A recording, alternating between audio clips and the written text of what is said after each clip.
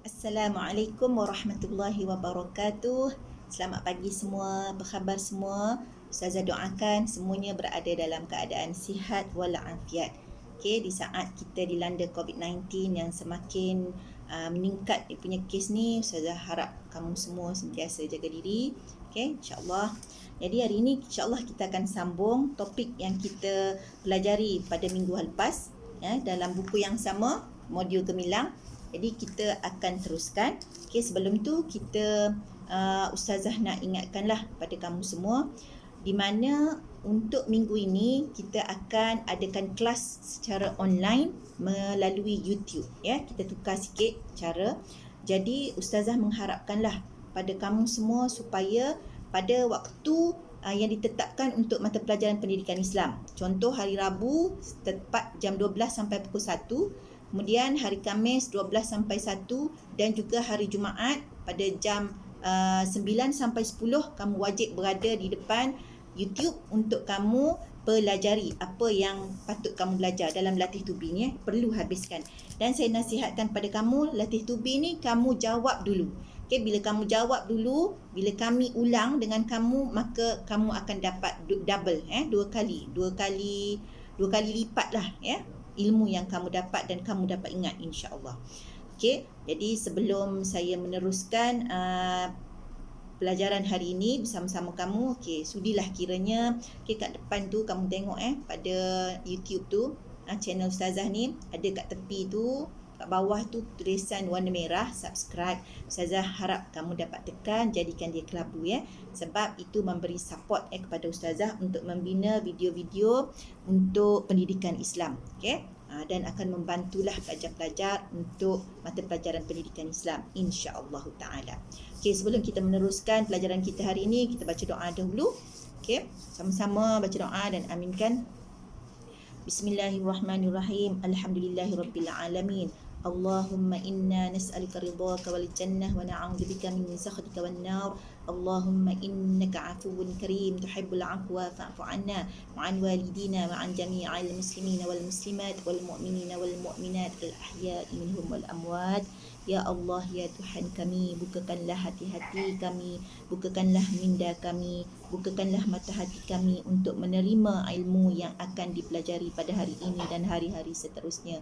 Ya Allah, ya Tuhan kami, mantapkanlah ilmu ini dalam diri kami, jadikanlah ia sebagai amalan kami untuk kami pulang ke sana nanti. Ya Allah, ya Tuhan kami, lekatkanlah ilmu yang kami pelajari ini dalam minda kami, ya Allah. Kuatkanlah ingatan kami, ya Allah. Ya Allah, ya Tuhan kami, terimalah doa kami. Rabbana atina fid dunya hasanah wa fil akhirati hasanah wa qina adzabannar. Wa sallallahu ala sayyidina Muhammad wa ala alihi wa sahbihi wasallam. Alhamdulillahirabbil alamin. Amin ya rabbal alamin. Baik para pelajar semua, sebelum saya terlupa, saya nak ingatkan kamu supaya kamu tulis kehadiran yang telah diletakkan oleh guru, yang telah diletak kehadiran tersebut dalam grup kelas masing-masing. Okey, ustazah-ustazah masing-masing letak kat situ, jadi tolong tulis kehadiran dan pastikan tengok dulu online ini. Okey, YouTube ni tengok dulu baru kamu tulis. Jangan tulis dulu baru kamu tengok. Tu dari sudut amanah. Ustazah mengharapkan kamu amanah. Tengok dulu, habis tengok, dah buat semua yang wajib kamu buat dalam buku ni, barulah kamu catat kehadiran. Okey, jadi saya tengok daripada YouTube tu, saya boleh tengok, boleh view berapa ramai yang tengok. Saya mengharapkan paling komen pun, paling sikit pun dalam 250 orang view apa yang saya sampaikan hari ini sebab ini kita kira online. So pukul 12 tepat terus tengok dan terus buat catatan. Kalau tak dapat ulang-ulang balik. Okey, baik, kita pergi kepada muka surat 18 sambungan pada minggu lepas. Okay, hari Jumaat hari tu kita habiskan sampai muka surat 17. So hari ini kita mulakan dengan muka surat 18.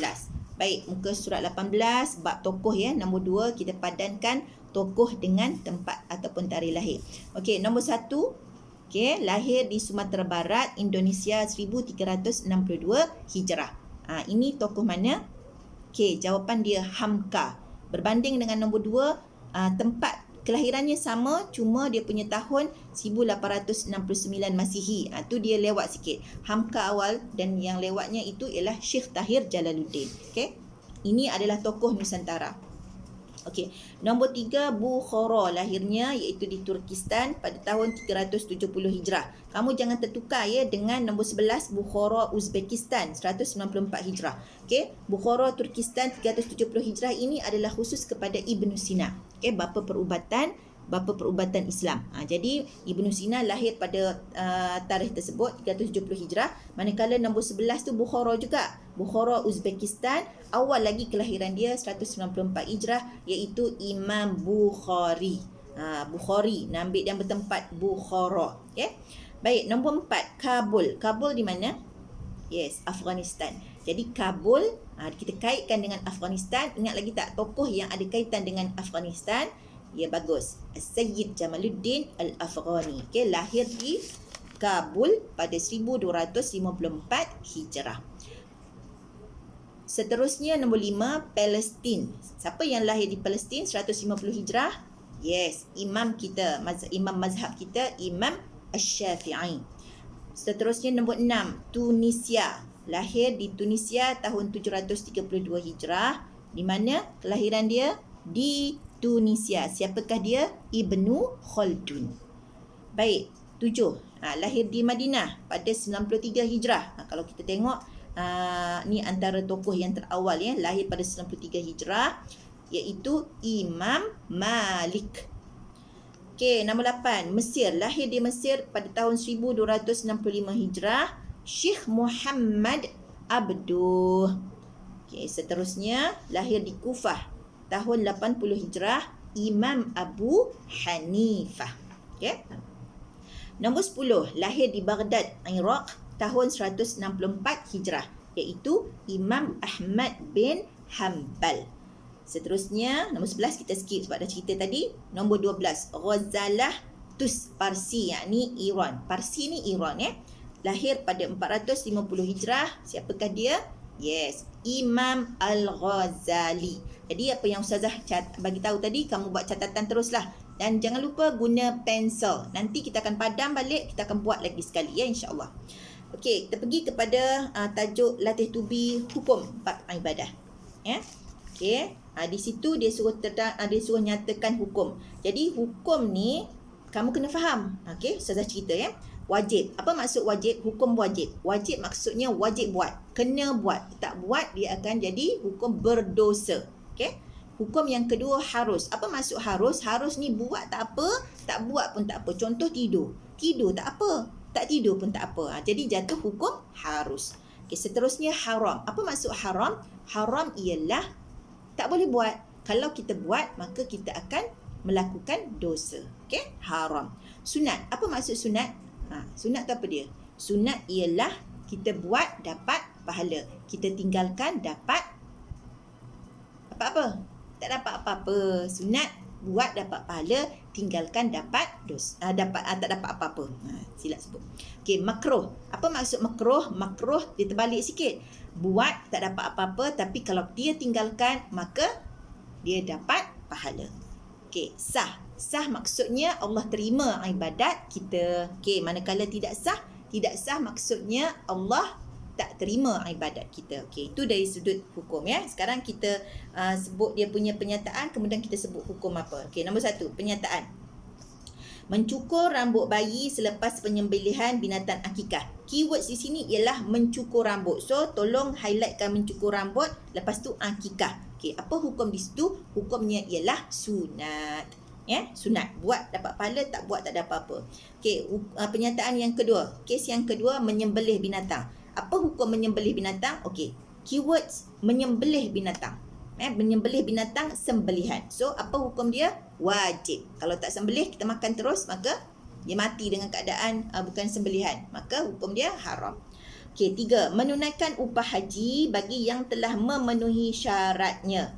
Dia nak tunaikan upah haji. Maksudnya, upah haji ni apa? Badal haji. Menunaikan badal haji bagi yang telah memenuhi syaratnya. Hukum di situ harus. Buat tak apa, tak buat pun tak apa. Baik, nombor 4. Melakukan sembelihan di siang hari. Apa hukum sembelih di siang hari? Hukum dia sunat. Okay, kalau malam hari, makruh. 5. Menyebut lafaz bismillah ketika sembelihan. Bismillahirrahmanirrahim. Potong. Okey, apa hukum di situ? Ki dia menyebut lafaz bismillah. Hukum dia adalah sunat. Baik, nombor 6. Melakukan pertukaran barang dengan barang mengikut cara tertentu. Ki di sini ialah pertukaran barang dengan barang. Tukar apa? Duit. Kita ada duit. Okey, tuan kedai ada gula. Kita pun tukar. Awak ambil duit, saya ambil gula. Di situ hukum dia harus. Kalau kita tak buat jual beli, itu jual beli. Kalau kita tak buat jual beli itu macam mana? Tak ada apa-apa. Boleh buat dan tak buat pun tak apa. Okey, 7. Melakukan sembelihan di hadapan binatang lain yang hendak disembelih. Apa hukum di situ? Kalau dia tak buat sembelihan binatang di depan binatang lain, dia dapat pahala. So di sini hukum dia makruh. Apa maksud makruh? Makruh maksudnya tak buat dapat pahala, buat tak ada apa-apa. Baik, nombor 8. Melakukan tawaf berturut-turut 7 pusingan. Apa dia tawaf tadi? Tawaf tak apa? Tawaf ialah pusing sebanyak 7 kali di mana? 7 kali pusing Kaabah. Okey, apa hukum? Maksudnya di sini berturut-turut. Kita dah buat 1 hingga 7 kali straight, tak non-stop. Okey, hukum di situ sunat. Boleh ke kita buat tawaf, kita skip sekejap, duduk, penat sangat duduk sekejap, dalam 2 jam lepas tu dah rehat semua, kita sambung. Boleh tak? Boleh, tak ada masalah. Tawaf adalah sah. Ibadat tawaf sah. Okey, seterusnya nombor 9. Memilih binatang gemuk untuk korban. Apa hukum? Pilih binatang yang gemuk, baru kita boleh buat korban. Binatang gemuk di situ ki dia. Okey, apa hukum? Sunat. Maknanya kita buat dapat pahala. Tapi boleh tak kita sembelih binatang yang tak gemuk? Binatang yang agak kurus. Boleh, tak ada masalah. Tapi kuranglah dari sudut pahala. 10. Menunaikan haji oleh umat Islam sekali seumur hidup. Haji sekali seumur hidup. Ki dia sekali seumur hidup. Apa di situ hukum dia? Hukum dia wajib. Ni bagi yang berkemampuan. Kalau dia tak mampu, tak ada hukum wajib pada dia. Satu lagi ialah ibadat umrah. Ibadat umrah pun wajib sekali seumur hidup. Baik, nombor 11. Menggunakan alat sembelihan yang tumpul. Apa hukum menggunakan alat sembelihan? Pisau tu tumpul. Hukum dia makruh. Makruh. Nombor 12. Menunaikan tawaf wada', yakni tawaf selamat tinggal. Apa hukum? Tawaf ada berapa? Ingat tak? Kita ada 4 tawaf. Okey, tawaf wada' ni selamat tinggal. Okey, tawaf wada', apa hukum dia? Wajib. Siapa tak buat, kena dam. Okey, sebab apa? Sebab kita nak tinggalkan bumi Makkah. Kita mengharapkan dapat datang lagi. Jadi kita nak tinggal tu, kita nak balik Malaysia. Jauh kan? Lebih daripada 2 marhalah. Jadi wajib hukum dia. Okey, nombor 13. Suami melafazkan talak ketika isteri berada dalam keadaan tidak suci. Okey, ini talak apa? Ingat lagi, talak terbahagi berapa? Talak terbahagi berapa? Ada 2. Talak sunni dan juga talak bid'i. Baik, so di sini talak sunni ke talak bid'i kat sini, dia ceraikan isteri dalam keadaan dia tak suci. Ingat balik, talak sunni talak ikut syariat. Talak bid'i talak yang tak ikut syariat. Perbuatan dia adalah haram. Okey, macam mana tak ikut syariat? Dia tak suci. Maknanya isteri diceraikan dalam keadaan isteri tu haid, ataupun isteri tu dalam keadaan nifas, ataupun isteri tu ketika suci tapi selepas disetubuhi suaminya dicerai, ataupun diceraikan talak 3 sekaligus. Jadi itu adalah hukum haram. Talak bid'i. Dia punya talak sah tapi hukum dia haram. Okey, kita terus. Nombor 14, berkemampuan berkahwin dan dikhawatiri terjerumus kepada zina. Okey, awak punya highlightkan dia pada berkemampuan kahwin, lepas tu khawatir zina. Apa hukum di situ? Wajib dia kahwin. Sebab kalau dia tak kahwin, dibimbangi dia akan melakukan perzinaan. Okey, sebab dia dah mampu dah. 15, tidak berkemampuan berkahwin. Ni tak mampu nak kahwin, tapi ada keinginan untuk berkahwin. Ni nak kahwin tapi tak mampu, duit tak ada. So, apa hukum di sini? Hukum dia makruh. Maknanya kalau dia tak kahwin, dapat pahala. Kahwin juga tak dapat pahala. Sebab keadaan dia tak mampu. Ki dia highlightkan tidak berkemampuan kahwin. Okey. tapi nak kahwin. Highlightkanlah. 16. Menceraikan isteri bagi suami yang tidak dapat melakukan kewajipan terhadap isteri. Contoh, suami tu memang tak mampu nak bagi nafkah zahir, tak mampu nak bagi nafkah batin. Pada waktu itu, wajib hukum dia ceraikan isteri dia. Okey? 17. Daging korban dimakan oleh orang bukan Islam. Apa hukum dia?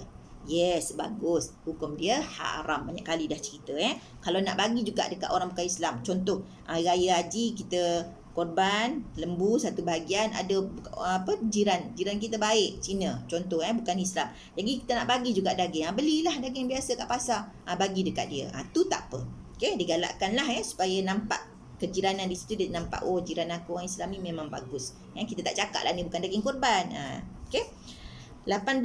Seorang lelaki meminang perempuan yang masih dalam tempoh iddah dengan lafaz soreh. Apa maksud lafaz soreh?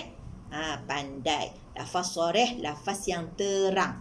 Kalau yang lafaz yang berlapik, lafaz kinayah. Macam mana lafaz soreh tu dia nak pinang? Contoh dia kata, saya ni berkenan dekat awak, saya nak jadikan awak sebagai isteri saya, sudi tak? Dia terus cakap macam tu dalam keadaan perempuan tadi masih iddah, masih dalam tempoh iddah. Tak kira lah iddah apa pun, sama ada dia iddah suami mati ataupun dalam keadaan cerai, suami masih hidup. Jadi dia dalam keadaan tempoh iddah, dia minta untuk minat dekat perempuan tu untuk dikahwini, maka hukum dia waktu itu haram. Macam mana pula kalau dia pinang perempuan dengan lafaz kinayah? Boleh tak? Di situ hukum dia tak jatuh haram, Alright. Nombor 19. Suami merujuk isterinya yang dicerai talak 1 atau 2 dalam tempoh iddah. Boleh atau tidak? Ini kita balik semula kepada talak raj'i. So hukum dia nak merujuk balik, hukum dia harus. Ingat lagi talak raj'i itu apa? Talak 1 atau talak 2 yang belum tamat iddahnya. Okey? Dia tak perlu rujuk semula dengan akad dan juga mahar baharu. Kalau nak rujuk semula, nak wajib akad dengan mahar baharu, wajib akad semula dan mahar baharu tu talak apa? Talak bain sughra. Ni ulangan sikit. Apa maksud talak bain sughra? Talak yang tidak membolehkan suami rujuk isterinya kecuali kahwin baru dan mahar baru. Apa dia? Untuk khulu', fasakh, ilak, talak sebelum bersetubuh.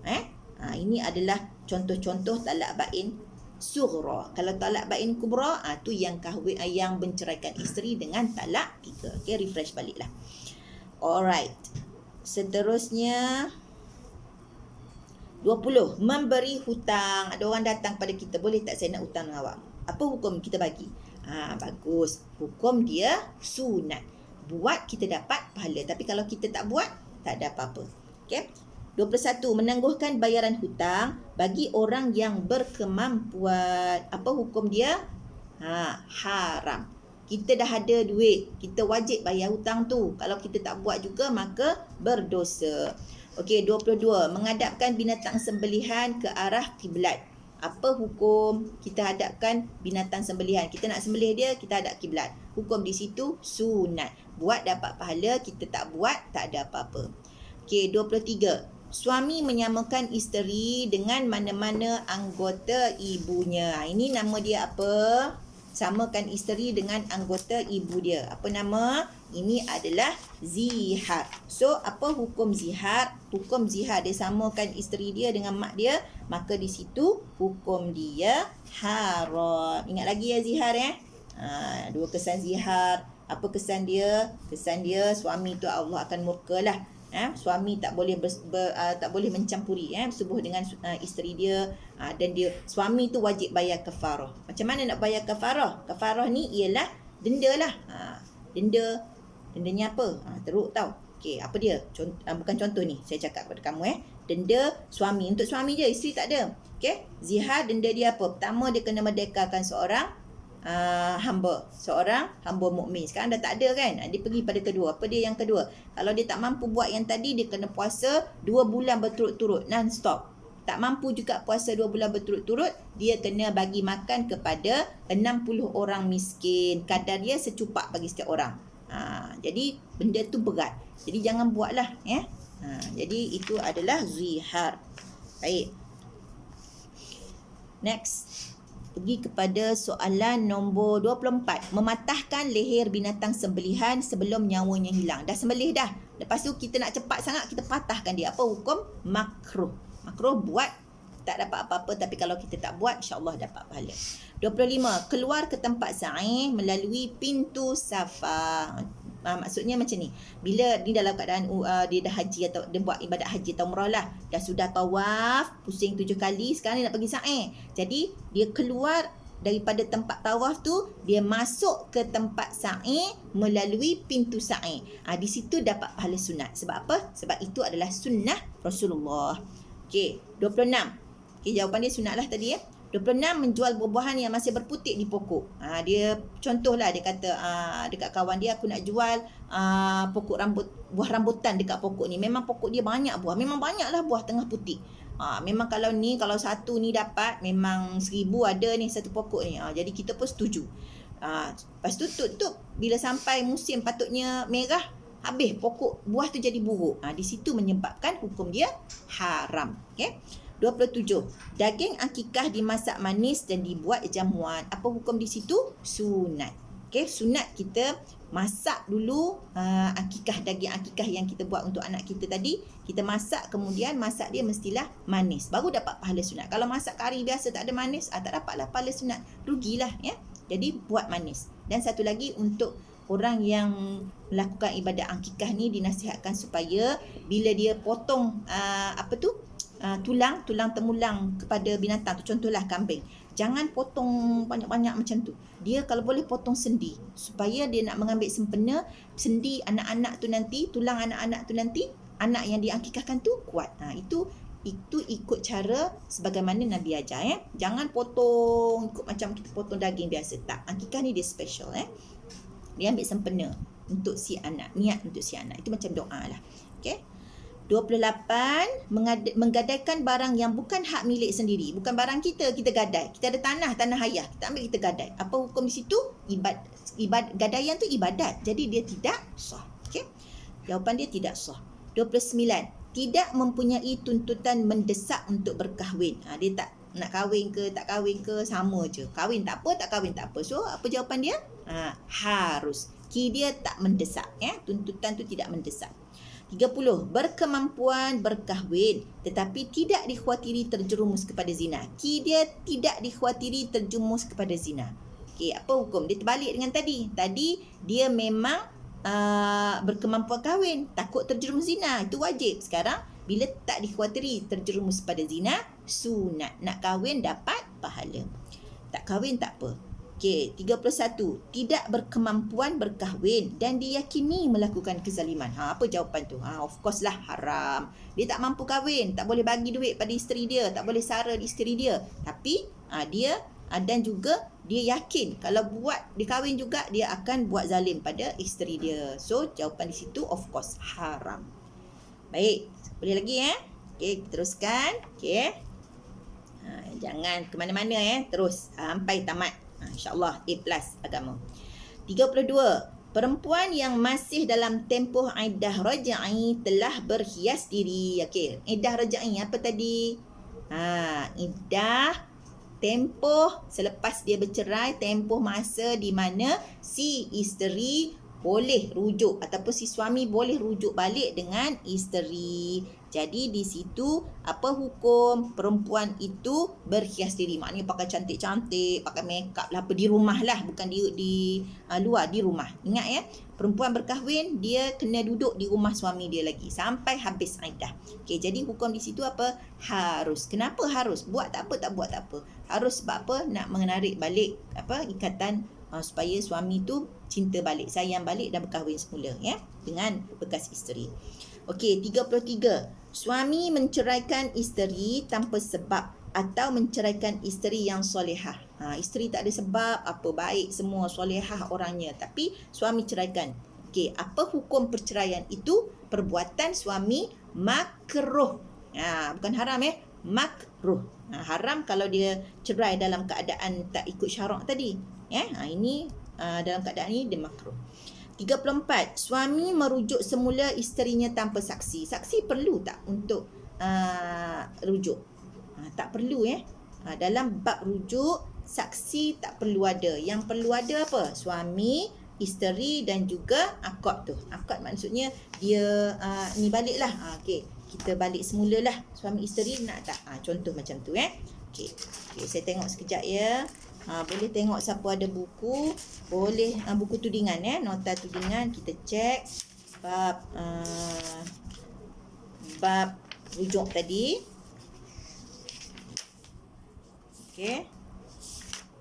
Nanti kamu cek balik tengok balik bab rujuk ni dalam buku nota tudingan. Okey. Baik, saya teruslah supaya tak bazir masa. Muka surat yang sama 19 lagi. Kita pergi pada nombor 35. Menceraikan isteri yang memiliki akhlak yang buruk dan tiada cara yang dapat memperbaikinya. Isteri dia memang buruk perangai. Jadi waktu tu apa hukum dia ceraikan? Dah tak boleh nak pulihkan lagi dah. Apa hukum? Yes, sunat. Betul. 36. Daging akikah dimakan oleh orang bukan Islam. Apa hukum dia? Daging akikah dimakan oleh orang bukan Islam. Dia macam hukum daging korban jugalah. Maka jawapan dia ialah haram. Baik, 37. Membayar hutang. Apa hukum kita bayar hutang? Hukum dia wajib. Wajib bayar hutang. Jangan lama-lama tak bayar hutang. Dosa nanti Allah soal ke akhirat. Kalau kita mati tak bayar. 38. Memberi hutang kepada orang yang sangat memerlukan bantuan. Nak sangat. Orang tu nak sangat bantuan. Jadi apa hukum di situ? Hukum dia wajib. Kita wajib bagi hutang. Kalau kita tak bagi hutang, mungkin orang tu boleh mati. Ataupun boleh binasa. Apa-apalah akan berlaku. Jadi wajib. Tapi tengok keadaan lah. Kalau kita tak mampu sampai dia hutang dengan alung, kita wajib tak tolong dia. Tu di luar lah. Di luar kemampuan kita ni, maksudnya yang ringan-ringan lah. Macam nak makan. Ataupun nak beli susu anak sebagainya lah. Okey, sekarang kita pergi kepada muka surat 20, termasuk kepada modul intervensi kertas 1 ITK. Kamu kertas 1 ni kena betul-betul lah. Sebab kertas 1 ni memang killer Kertas 1 memang killer. Kalau kertas 2 dia ringan sikit. Kertas 2 dia banyak membantu kamu untuk dapat markah. Kertas 1 ni membantu kamu kurang markah. So kena betul-betul struggle. Tolonglah walaupun kita dalam keadaan tak boleh belajar secara bersemuka. Ni bersemuka juga ni. InsyaAllah kamu dapat manfaat sebab kita nak cuma untuk latih tubi Jadi kamu kena kuatkan semangat belajar juga Pastikan A+. InsyaAllah dapat. Saya doakan. Okey, akidah, bidang akidah. Okey, kita tengok nombor 1. Okey, tengok gambar rajah itu.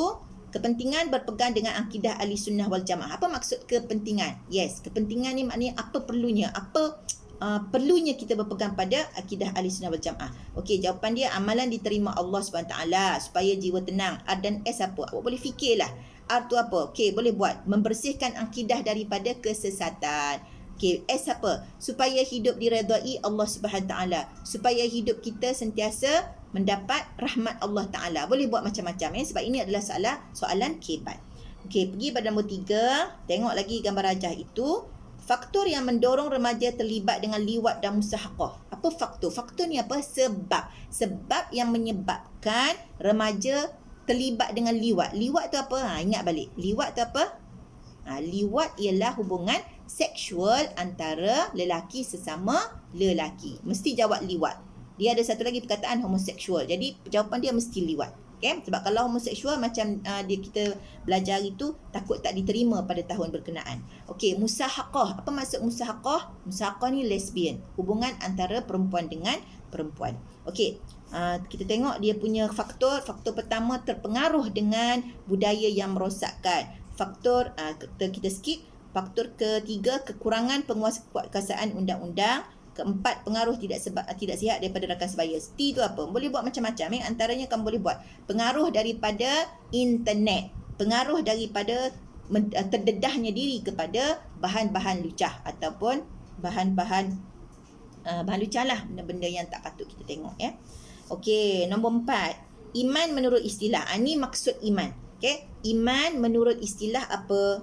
Iman menurut istilah bermaksud membenarkan di hati, mengakui dengan lidah dan mengamalkan dengan anggota ataupun perbuatan. Mengamalkan anggota perbuatan ni maksudnya kita dalam keadaan solat. Kita kita buat, tunduk, rokok, okey, i'tidal dan sebagainya. Itu maksud anggota. Atau jawapan lain perbuatan. 2 jawapan kat situ. Nombor 5, antara ciri orang yang bertambah iman ialah banyak melakukan ibadat sunat. Jawapan dia, tak boleh buat ibadat fardu. Sebab key dia di situ bertambah iman. Kamu highlightkan bertambah iman. Di situ maksudnya kita kena buat pertambahan daripada apa yang dah di fardu tu wajib kan. Jadi bertambah iman kenalah perkara ibadat sunat. Okay, next. Nombor 6. Mazhab ahli sunnah wal jamaah beriktikad bahawa iman seseorang macam mana? Boleh bertambah dan boleh berkurang. Itu mazhab kita. 7. Pusat pemulihan akidah yang ditubuhkan oleh kerajaan adalah bertujuan untuk memulihkan akidah orang yang mengamalkan ajaran sesat. Jadi orang-orang yang ajaran sesat mereka diambil, dipulihkan, di brainwash baliklah supaya mereka berpegang balik kepada akidah Ahlussunnah wal Jamaah. Okey. Nombor 8. Fasiq. Apa maksud fasiq? Ialah orang yang tidak taat kepada Allah Subhanahu Wa Taala dan Rasulnya dengan melakukan dosa besar atau berterusan melakukan dosa kecil. Itu fasiq. Dia buat dosa besar, ada juga dosa kecil. Dia berterusan. Jadi fasiq. Ya. Baik, nombor 9. Okay, kita tengok dia punya dalam kotak tu, memohon hajat di kubur. Ni dah boleh. Baca pun kita dah tahu dah jawapan dia. Mempercayai binatang seperti burung boleh membawa tuah atau sial. So, apa jawapan dia? Of course, itu adalah khurafat. Baca tu kita dah tahu. Tapi jangan terus jawab. Baca habiskan. Habiskan dulu soalan. Nombor 10. Ini juga adalah soalan kebat. Allah Subhanahu Wa Taala menerima taubat hamba-Nya kecuali taubat mereka yang boleh macam-macam boleh buat jawapan sini hamba mereka yang tiada keikhlasan dan kesungguhan. Jawapan lain, taubat pada saat ajal menghampiri. Okey, lagi berterusan melakukan maksiat, lagi melambat-lambatkan taubat hinggalah dia nak mati. Itu adalah taubat yang taubat yang Allah dah tak terima lah. Okey, nombor 11. Antara ciri ajaran sesat. Jawapan dia ajaran sesat. Apa ciri dia? Menolak hadis mutawatir. Hadis mutawatir ni hadis yang memang betul-betul daripada Rasulullah lah. Atau hadis secara umum seperti golongan anti hadis. Golongan anti hadis tu dia adalah orang yang mengamalkan ajaran sesat. Okey, 12. Hukum bertaubat bagi orang yang melakukan dosa ialah wajib. Jangan cakap harus pula. Harus ni maknanya boleh pilih. Buat tak apa, tak buat tak apa. Di sini wajib. Siapa buat dosa, wajib bertaubat. Okey. Kalau tak buat, maka tunggulah di akhirat. Nombor 13. Baca ni pun kita dah tahu. Pukau dan santau adalah contoh perbuatan sihir. Ni adalah kait dengan syaitan iblis lah. 14. Hukuman bagi penzina yang telah berkahwin. Orang berkahwin, dia berzina, nama dia muhsan. Apa hukuman dia? Rejam sampai mati. Okey, lawan dia penzina belum berkahwin. Apa nama dia? Ghairu muhsan. Apa dia punya hukuman? Yes, hukuman dia ialah 100 kali sebatan. Okey. Nombor 18, riba an-nasi'ah ialah pertambahan yang diperoleh kerana menangguh bayaran. An-nasi'ah. Ingat riba ada 2 jenis, an-nasi'ah dan al-fadl. Okey, jawapan dia menangguh. Kalau ada perkataan menangguh tu riba lah dia. Okey, 16. Hukum membunuh diri adalah ada 2 hukum boleh kita letak kat situ. Satu, haram. Kalau tak ingat haram, tulis berdosa besar. Kalau tulis berdosa saja, salah. Dia kena tepat jawapan dia. Sebab ini adalah fakta. Okey, 17. Orang yang beramal dengan ajaran sesat boleh merosakkan akidah dan tadi dah cakap kan hukum bertaubat dan wajib bertaubat. Baik. 18. Sikit lagi nak habis dah. Dosa mengherdik ibu bapa boleh dihapuskan dengan hanya memohon keampunan daripada keduanya dan bertaubat kepada Allah Subhanahu Wa Taala. Jawapan dia bertaubat. Alright. Nombor 19. Enggan mengeluarkan zakat adalah contoh kufur. Ingat, kufur ada berapa? Nikmat dan hakikat. Okey, kufur apa ni? Nikmat. Jawapan dia sebab ada perkataan zakat. Ki dia zakat. So, kufur nikmat. Okey, nombor 20. Beriktikad kedudukan pelaku dosa besar berada di dalam keimanan dan kekufuran adalah pegangan kumpulan Syiah Zaidiyah. Ni kena tahulah fakta ni sebab fakta ni. Okey, kalau dia tulis Syiah saja salah. Mesti jawapan dia tepat. Okey, itu saja. Okey. yang Ustazah perlu sampaikan hari ini, dan insya-Allah esok akan disambung oleh Ustazah Siti Zaitun ya. Jadi Ustazah mengharapkan apa yang Ustazah dah bincang tu masuk betul dalam mata hati kamu ya.